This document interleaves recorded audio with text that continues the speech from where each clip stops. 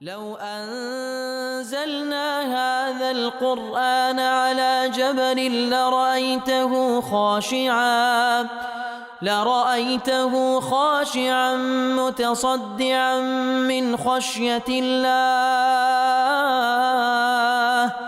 وتلك الأمثال نضربها للناس لعلهم يتفكرون. الحمد لله والصلاة والسلام على رسول الله وعلى آله وصحبه ومن والاه. السلام عليكم ورحمة الله. بەڕێزان خۆشحاڵم لەوانەی 269 لەوانەکانی تەفسیری قورئانی پیرۆز بێمەوە خزمەتتان بەستی ڕەزامەندی خوای گەورە بە هیوادارم ئێوەی ئازیز سوودی لێوە بگرن. أعوذ بالله من الشيطان الرجيم بسم الله الرحمن الرحيم وإذ غدوت من أهلك تبوئ المؤمنين مقاعد للقتال والله سميع عليم. بەڵە خۆشەویستان دیارە وەکو لەوانەی ڕابرد باسمان کرد لەو ئاەتەوە هەتا نزیکەی کۆتایی سوورەتەکە باز لە غەزوەی ئوحود دەکات. دەفەرمی وئیذ غەدەوتە واتە باز بکە کاتێکەوە یاخود بەیادت دابێ کاتێکەوە غەدەوتە من ئەهلیکە کاتێکەوە بەیانی زوو بوو دەرچووی لە ماڵی خۆت لەناو عائیلەی خۆت تبوئ المؤمنین مەقاعد للقتال چووی لە ئوحود لەوێن دەرێ جێگای شەڕکردن و قیتالت لە بۆ ئیمانداران تەحدید کرد والله سەمیع علیم وخوای گەورەش سەمیعە و عەلیمە دوو ناو لە ناو پیرۆزەکانی خوای گەورە. دیارە ئەوە بۆ وەکو باسمان کرد لە 11 شەوال ساڵی سەی کۆچی لە دوای ئەوەی کە خەبەر هات کە موشریکەکان بە خۆیان و بە خەڵکانێک لە هاوپەیمانەکانیان خڕبووینەوە لە دەوروبەری مەدینەی بەنیازی هجوومکردن لە بۆ مەدینەی ئیتر لە دوای مشاوەڕەکردن بە سەحابەکان خۆیان لە ڕازیبی پێ سەلەم بڕیاریدا لە بۆیان دەربچن. فعلەن بەیانیەکەی بوو دەرچوو پێ سەلەم لە دوای ئەوەی کەوە چووە ماڵێک لە ماڵەکانی خۆی و هەموو پێداویستیەکانی شەڕکردنی پێ سەلەم ئەوەی لەبەری کرد لە جورگ و بەرگ و ئەوەی کەوا لە سیلاح لە دەستی گرت ئەوجا دەرچوون لە بۆ ئوحود لەوێن دەرێت تبوئ المؤمنین مەقاعد للقتال تبوئ واتە تنزل واتە هەر ئیماندارێک لە ئیمانداران طبعا لێرە داوە یەکە لە ئیشاراتەکان کە ئەوانەی لە خزمەت پێغەمبەر صلی الله علیه و سلم ئیماندارن خوا بە ئیمانداریان دادەنێ خوا بە ئیمانداریان دادەنێتن ئەوانی کە لە خزمەت پێغەمبەر صلی الله عليه وسلم زمان درێژی کردن بەرامبەر بە سەحابەی پێغەمبەر صلی الله عليه وسلم بەڕاستی بە چەندین ئاەت خوای گەورە ڕەدی دایتەوە وەکو یەک لەو ئاەتان لێرەدا کەوا لە ئوحودیش ئەو موسڵمانانەی کە تێدا بوو کە سەرپێچی فەرمانی پێغەمبەریشیان کرد صلی الله عليه وسلم بەڵام لەگەڵ ئەوەش لەبەرەوەی سەرپێچیەکە متعەمید نەبووە لەبەر هەر وەهم و زەنێک وەکە کردیتان خوای گەورە هەر بە ئیماندار ناویان دەبا وەکو لە ئاەتەکانیش دواترێ خوای گەورە تەئکید لەسەر حەقەتە دەکاتەوە. ئیتر کاتێکەوە بەیانی زوو بووی دەرچووی چووی لە بۆ ئوحود لەوێن دەرێ ئیمانداران تبوئ واتە تونزل واتە هەر ئیمانداران هەر یەک لەوانە جێگایانت لە بۆ تەحدید کرد مەقاعد للقتال هەر یەک لەوانە کەوا لە چێن دەرێبیتن لە بۆ ئەوەی کە ڕوبەڕووی ئەو جێشەبیتەوە و ئەو قیتالە ڕوو بداتن. لێرەدا وەکو زانان دەفەرمونون ئەوە یەکە لە صفاتەکانی قیادە قائد پێویستە سەرکردەی مسلمانان فعلا تەنظیمی ئوموری جەیشەکەی بکە تەنظیمی ئوموری ئەفرادەکانی بکە هەر یەکەو لە جێگای خۆی دابنێ هەر یەکەو لە جێگای خۆی دابنێتن بۆی کەوە هەر یەکەو کارێش پێ ڕابسپێریتن لە حدودی ئەو کارەی خۆی نابی تەجاوز بکاتن. دیارە دواترش وەکو کە ڕۆن دەبیتەوە تەجاوزکردن لە سنووری کاری کەسانێک وای لێ هات کەوا فعلا بۆ شکستە گەورەیە کە 70 سەحابە شەهید بوو خوایان لێ ڕازیبی پێغەمبەر صلی الله علیه وسلم تێیدا بریندار بوو کەواتە پێغەمبەر صلی الله علیه وسلم یەک بە یەک جێگانی لۆ تەحدید دەکرد وەکو سەرکردە لە بۆ ئەوەی ئەو شەڕە ڕوو بدە. والله سەمیع علیم الله سبحانه وتعالى سەمیع دەبیستی هەموو قسەکان دەبیستی وەکو زانان دەفەرمون يسمع جميع الأصوات بجميع اللغات بتفنن الحاجات خوای گەورە هەموو دەنگەکان دەبیستی بە هەموو زمانەکان خوای گەورە تێی دەگا بە هەموو ئەو حاجەت و ئەو کار بە هەموو ئەو حاجەتانەی کەوا بەندەکان عەرزی دەکەن کەواتە خوای گەورە ئاگاداری ئەقوالەکان و عەلیمیشە بە نیەتەکان ئاگادارە بەو نیەتانی کە لە ناو دڵ و دەرووندا هەیە تەلوێ پێویستە لە هەموو کاتێک بە تایبەتی لە کاتی ڕوبەڕوو بوونەوە کە پێویستت بۆیە کە خوا سبحانه وتعالى پاڵپشتیت بکە خوای گەورە تەئیدت بکە پێویستە ئاگاداری قسەت بی، ئاگادار نیەتی ناودڵت بی. إذ هم الطائفتان منكم أن تفشلا والله وليهما وعلى الله فليتوكل المؤمنون. بەڵێ جا ئیذ لێرە و لەوێن دەرێ لە ئاەتەکانی تر وەکو باسمان کردێ بە مانای ئەوە دێ وەذکوڕ باسی بکە ئەو حاڵەتانە باس بکە کە ئیذ هەمە الطائفتان منكم أن تفشلا کاتێکەوە دوو تاقم لەنگۆ کەوا جەیشکە پێ سەلەم بریتی بوون لەو سەحابانەی کەوا ئەو هەموو بنەماڵە و ئەو هەموو مسلمانانەی وەکو مهاجرین و ئەنسار و ناو هەرێک لەوانەش چەندین بنەماڵەی تێدا بوو. دوو تاقم لەوانە دوو کۆمەڵ لەوانە خەریک بوو ئەن تەفشەلا لە فەشەل و هاتە فەشەل بە معنای الجبن والخەوەڕ والخەوف خەریک بوو ترسیان دەکەوتە ناو دڵ و دەروون بگەڕێنەوە. بە سەبەبی چی؟ بە سەبەبی ئەوەی کەوا وەکو گوتمان لە وانەی ڕابرد باسمان کرد لە ڕێگادا کە بەرەو ئوحود دەڕۆیشتن کە هەزار پیاو لە خزمەت پێغەمبەردا صلی الله علیه وسلم بەڵام سێیەکی زەیشەکەی چێگەڕاندیەوە ڕەسی منافقین عەبدوڵای کوڕی ئوبەی کاتێکەوە گوتی ئەمە بە ڕێی پێغەمبەریان نەکرد ئەوانە صلی الله علیه وسلم دەبا لە مەدینەی بمێنن دەی با بگەڕێنەوە سێیەکی زەیشەکەی گەڕاندەوە. ئیتر گەڕانەوەی ئەو سێیەکی ئەو زەیشەی تەئسیر لە معنەویاتی ئیتریش دەکا. بالفعل خوای گەورە دەفەرمیتن خەریک بوو دوو تاقم لەوانەی کەوا لە خزمەت پێغەمبەر صلی الله علیه وسلم ئەوانیش فەشەل بینن ترس بیانگری لە ڕووبەڕووبوونەوە لە بەرەوەی معنەویاتان دابەزی بوو خەریک بوو ئەوانیش لە ترسان بگەڕێنەوە بەڵام والله وەلیهما الله وەلی و مەولا و پاڵپشتی ئەوانە وعلى الله فليتوكل المؤمنون دەیبا تەوەکل هەر لەسەر خوا بکەن سبحانه وتعالى. دیارە دەربارەی ئاەتە وەکو ئیمامی بوخاری و مسلم رحمة خوان لە جابر دەجێڕنەوە خوای لێ ڕازی بی دەفەرمی فينا نزلت دەربارەی ئێمە دابەزی إذ هم الطائفتان منكم أن تفشل والله وليهما نحن الطائفتان بنو حارثة وبنو سلمة کەواتە دوو طائفەکە بریتی بوون لە بەنو حارثە و بەنو سەلەمە ئێمە بووین کاویش بەخۆی یەک لەوانە دەفەرمی دەربارەی ئێمە دابەزی ئەو دوو تاقمە بەنو حارثە و بەنو سەلەمە بوو کە خەریک بوو ترس بەسەرماندا زاڵبی و بگەڕێینەوە. وما نحب أنها لم تنزل پێشمان ناخۆش نیە دەربارەی ئێمە دابەزی لە بەرەوەی کۆتاییات کە دەفەرمی لە قەوله تعالى والله وليهما الله سبحانه وتعالى ولي ئەوانە پاڵپشتی ئەوان. لێرەدا ئەو دوو تاقمە کاتێکەوە ترس بەسەریان خەریک بوو زاڵ بی لێرەدا دەفەرمی ئیذ هەمەت هەم دیارە ئەوش قۆناکە لە قۆناکان کەەوە بەسەر ئینساندا دەکە بێ شتێک بکە لە سەرەتادا فکرەیەکە خاتیڕەیەکە پاشان دەبیتە هەم پاشان دەبیتە عەزم و عەزمی جەزم دەکاتن و ئەنجامی دەکارەکەی کەواتە ئەگەر نیەتەکە هەندە بە قووەت بوو گەیشتە ئەوەی کەەوە مباشەڕەی کارەکە بکەوە دەبیتە عەزم. بەڵام هەم لە پێشەویە واتە هەم لە سەرەتای فکرە نییە فکرەکە هاتیە خاتیڕەکە هاتیە ئیرادەکە دروست بووە هەمەکە ئیرادەی بە قووەت بووە بۆی کەەوە ئەنجامی بدانم هێشتا نەبوویتە عەزم کەەوە باشەڕی ئیشەکە بکە کەواتە لە خۆناقی پێشی کۆتایی ئەنجامدانی کارەکە پێگوترێ هەم کەواتە ئەو دوو طائفەیە خەریک بوو ترس و جوبن و با بڵێن خەوفەکە بەسەریاندا زاڵبی و بگەڕێنەوە. بەڵام لەو مەرحەلەی خوای گەورە بەهانایان داهات والله وليهما بەڵام الله سبحانه وتعالى ولي ئەوانە الله سبحانه وتعالى وليهما ولي واتە دیارە خوای گەورە سبحانه وتعالى ولايەتی عامی هەیە ولايەتی خاصی هەیە. ولايەتی عام بەمانای ئەوەی کە خوای گەورە سەرپەرشتی لەسەر هەموو بەندەکانە تەدبیری هەموو بەندەکان دەکات هەمویان بڕێوە دەبا دەسەڵاتی بەسەر هەموواندا هەیە. بەڵام لێرە ویلایەتی خاصە واتە خوای گەورە سەرپەرشتی بەندە ئیماندارەکانی دەکا بە تەئید و بە نەسڕەت خەریک بوو تووشی ئەو گوناحە بێ بگەڕێتەوە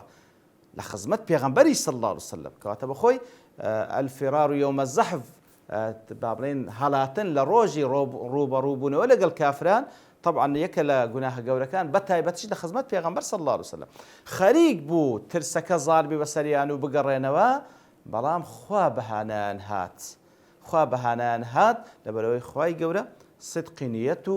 خوای گەورە ئیخلاص و ئیمانی لەو کەسانە بینیە سبحانه وتعالى بەهانایان هات و پاراستیانی لەوەی کەوا تووشی ئەو گوناحە بێن پاراستیانی تووشی ئەو گوناحە کەواتە زۆر جارە ئینسان خەریکە گوناحێک دەکا بەڵام لە لەحظەک لە لەحظاتەکان تەمەشا دەکەی خوای گەورە بەهانات دێ کەواتە بەڕاستی ئەگەر سابقا پێش ئەو نیەتت کرد بۆ دروست بکە گوناح بکەیت کردەوەی چاکت کردبی خوای گەورە ئیخلاص لە تو ببینی لە کاتی تنگانە کە لە کاتی نیەتکردن لە بۆ ئەنجامدانی گوناح خوای گەورە بەهانات دێتن و خوای گەورە وات لێ دەکات کەوا لە گوناحەکە دەتپارێزی بۆەوەی کەوا بە زەلەی شەیطان و بە نەفسی ئەمارە بستو تووشە ئەو گوناحانەی ئیترەوە زۆر زۆر مهم والله وليهما وعلى الله فليتوكل المؤمنون دەیبات ئیمانداران بەس لەسەر خوا تەوەکل بکەن وعلى الله تەقدیم و تەخیرش تێدایە کە ئەوش لە بۆ حەسرە کەواتە لەسەر هیچ زاتێشت کە با تەوەکل نەکەن پشت بەسەر هیچ زاتێشکە نەبەستن تەنها و تەنها پشت بەخوا ببەستن وعلى الله فليتوكل المؤمنون کەواتە ئەگەر ئیمانداری تەنها تەوەکل لەسەر خوا سبحانه وتعالى تەوەکل چییە؟ تەوەکل صدق الاعتماد على الله في جلب المنافع ودفع المضار مع الثقة به بعد الأخذ بالأسباب ويك تعريف كان كواب راسي زور جوان تعريف توكل لك بوبري لدلو درونوه بوبري اعتماد لسر خوابك سبحانه وتعالى أوي كواب دتوي لمنفعة الدنيا قيام بدستي بيني لەوەی کەوا زەرەری دنیا قیامەتە لێت دوور بێختەوە و ئەو پەڕی قەشت بە قووەتی خوای گەورە هەبێ نەک تەڕەدود هەبێ کەواتە ئەو پەڕی ئەعتیماد لەسەر الله سبحانه وتعالى لەوەی کەوا لەو کارە سەرکەوتوت بکە و ئەو پەڕی قەشت بەخوا هەبی سبحانه وتعالى کە خوای گەورە توانە هەیە کە سەرکەوتوت بکە و لە پاشی ئەوەی کەوا ئەوەی ئەخذ بالأسباب الأخذ بالأسباب واتە لە هۆکارەکانی کە خوای گەورە لەمایندانە دەستی پێوە بگرە ئەو پەڕی ئەعتیمادش لەسەر خوای سبحانه وتعالى وەکو هەندێک لە زان دەفەرمون ئەسباب ئێمە فەرمانمان پێکرا ئەن ناخذ بالأسباب پێغەمبەر صلی الله علیه و سلم ئەو پەڕی تەوەکل لەسەر خوا هەبوو ئەوجا زرێشی دەبەستا زرەی لەبەر دەکرد کەوا تیر و شیری لێ بجێڕیتەوە کەواتە پێویستە ئەسبابەکان بەدەستەوە بگرین ئەوجا ئەو پەڕی تەوەکلیشمان لەسەر خوای بوو و قەناعەت و یەقینیشمان وابێ ئەو ئەسبابە نییە کەوا نەتیجەمان لە بۆ دروست دەکات علينا أن نأخذ بالأسباب ونكفر بها فيوست دست بأسباب كان هوكار كان بقرين لبروي دست نقرتن بهوكار جناح باري بلام كدست بهوكار كان يقول بزانة أو أسبابانني نتيجة لو دروز دكا كفر بأسباب كان بكا بعقيدة ويقينه كفر بأسباب كان بزانة نتيجة تنها خوا ديهني سبحانه وتعالى كاتو نقطة شيء زور جرينجا دست بأسبابه بقرا وبزانة خوا نتيجة لو ديني نوق أسباب كان بي إتر وعلى الله فليتوكل المؤمنون دي توكل إيمان داران لقدر إيمان كان بيست التوكل تنها لسر ذاتي الله بكن سبحانه وتعالى كواتب راستي أجر إيمان داري نشاني إيمان التوكل لسرخوا توكل نكردن لسرخوا نشاني نقصاني إيمانا أو خوايك وعشاني والتوكل لسر بكي وكخواي يقول سورة الفرقان دا فرمي وتوكل على الحي الذي لا يموت توكل لسر أو ذاتي بككو الزندية مردني بسردانا كواتب راستي حيث مخابنة توكل لسر قوتك بكي كوا أو قوة بخوي معرضة له إلى ناوبتي بخوي معرضة له إلى ناوبتي همو قوتي بشرية معرضة للحظات لناوبتي بلام أو ذاتك لناو ناسي بردوام وهموش تقدر تصلاة داهية تنهى الله سبحانه وتعالى أو زلا لبو روبون ولا قل دجمناند ياخذ لبو بيدا كردني رزق ياخذ لبو عبادة كردني لبو هموش تكان بيوست ما بالتوكل هي بوشي والتوكل لسر خوابك باش أي أسباب كان أنزام ددي أو ذا أو بريسي قد بخوايا بك خوايا بسر الداخي خوايا منفعة لو ديني خوايا سبحانه وتعالى زرارد ليه بدور دخاتوا أسباب كانش بيوستا دست بيو بقري ولقد نصركم الله ببدر وأنتم أذلة ذا خوايا قول سبحانه وتعالى ببير من دين توا ولقد بلامي توكيدي قسمي وبقدي تحقيق وبقسمي شي محذوف مقدر بمعنى والله لقد نصركم الله ببدر وأنتم أذلة كتبوهم تأكيد لبير تنبي بالتأكيد وبالتحقيق وبقسم كخوا أنقوي بسرية خز لبدر لكاتك وأنتم أذلة لكاتك ذاك أنقو جمارتان كمبو بيت وانابون كوات أذلة جمع ذليلة وكو هندك دزانا دفرمون وكو زمخشري دلتن أذلة جمع قلة واتلقل أوي كوا جمارتان كمبو أو ذا عددشتا بام جمارتان كم عدشتان كمبو سلاحشتان كمبو ئەسڵەن ئەو زەیشەی بەدر ئەو زەیشەی بەدر کاتێکەوە 300 ئەو هەندە سەحابە لەگەڵ پێغەمبەر بوون صلی الله علیه وسلم بە هەمووی 2 ئەسپیان پێبوو لەگەڵ 70 حوشتری بە تەناوب بە نۆبەت هەر دووسەیەک پێکەوە لەسەر حوشترێک و هەر بە هەمووی 2 ئەسپیان پێبوو کەواتە لە ڕووی ژمارەوە کەم بوون لە ڕووی عودە و سیلاحەوەش هەر ضعیف بوون کەواتە ئەدیلێرەدا بە معنای زەلیلی نایە بۆی کەوا خەڵکانێک ئەنگۆیان زەلیل کردن لە ڕووی عەدەد و عودەوە ئەنگۆ کەم بوون بەڵام خوای گەورە نەسڕەتی پێبەخشین وأنتم أذلة فاتقوا الله لعلكم تشكرون دەی تەقوای خوا بکەن سبحانه وتعالى تەقوای خوا بکەن بە ئەنجامدانی فەرمانەکان و خۆپاراستن لە قەدەغەکراوەکان تاوەکو ببنە کەسانێکی شکرانە بێژ لەبەر ئەوەی کە خوا دەیەوێت سبحانه وتعالى بەندەکەی ئەوەیەکەوە شاکر بی شکرانە بێژ بی شکر بکە بە دڵ و دەروون حەز بکە بەو ناز و نعمەتەی خوای گەورە بە زمانیش دەرببڕی بە کار و کردەوەش وقلیل من يعمل آل داوود شکرا کەواتە بە عەمەلیش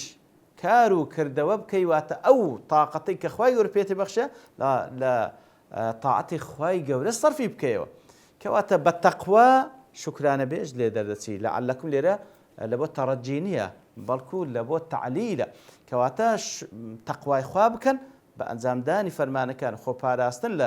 لە قەدەغکراوەکان تاوەکو شکرانە بێژ بن لەو کەسانە بن کە خوا خۆشتانی دەوێت لەو کەسانە بن کە خوای گەورە ئەوەی لەنگۆ دەوێت سبحانه وتعالى لێرەدا ولقد نصركم الله ببدر وأنتم أذلة خوای گەورە لێرەدا بە بیرمان دەیت ولقد نصركم طبعا لە بۆ پێغەمبەر صلی الله عليه وسلم کە مخاطبەی دەکات لە بۆ ئیمانداران لەگە سەحابە لە بۆ هەموو مسلمانان هەتا ڕۆژە قیامەتێ خوای گەورە وەکو منەتێک بە فکرمان دەوێت فعلا ئەو نەسرەتێک کە خوای گەورە بە پێغەمبەری بەخشی صلی الله عليه وسلم بە ئیماندارانی بەخشی لە بەدر هەموو مسلمانان هەتا ڕۆژەکان لە بەروبوومەکەی دەخۆن لەبەر وەکو پێغەمبەر صلی الله عليه وسلم دەفەرمیتن لەوێن دەری دوعای دەکرد یا ڕەبی خوایە ئەگەر ئەو مەجموعە مسلمانە لەناو بچن لەسەر ڕووی زەوی ناپەرسترێ ئەو دینە لەناو دەچی ئیتر کەواتە فعلا نەسرەتی خوای گەورە لە بۆ ئیمانداران لە بەدر لەسەر من و تو لەسەر هەموو مسلمانان هەتا ڕۆژی قیامەتێ لەبەرەوەی هەر هەمومان ئومەتی ئیسلام لە بەروبوومی ئەو نەسرەتە دەخۆن کەواتە لێرەدا پێشەوەی بستە ناو ئەحداثەکانی ئوحود خوای گەورە ئەومان ببیر دەینیتەوە بەڵێ لەبیرتان بی کە خوای گەورە ئەنگۆ بەسەریە خست کە عەدەدیشتان کەم بوو تاوەکو شکرانە بێژ بن تاوەکو بیر بکەن و لەبەر چی لەوێن دەرێ بەسەرکەوتن لە ئوحود ئەو شکستە هات تاوەکو ئەسبابەکان بزان و تاوەکو خۆتان لە ئەسبابی شکست بپارێزن و ئەسبابی نەسرەت بەدەست بین کە خوای گەورە بەهۆیەوە بەسەرتان دێخی لێرەوەش کاتەکە تەواو دەبی إن شاء الله لواني داهتدين وخزمت آتكان وزيادة لخزمتيان دادبين وصلى الله وسلم على نبينا محمد وعلى آله وصحبه أجمعين وآخر دعوانا الحمد لله رب العالمين. لو أنزلنا هذا القرآن على جبل لرأيته خاشعا متصدعا من خشية الله وتلك الأمثال نضربها للناس لعلهم يتفكرون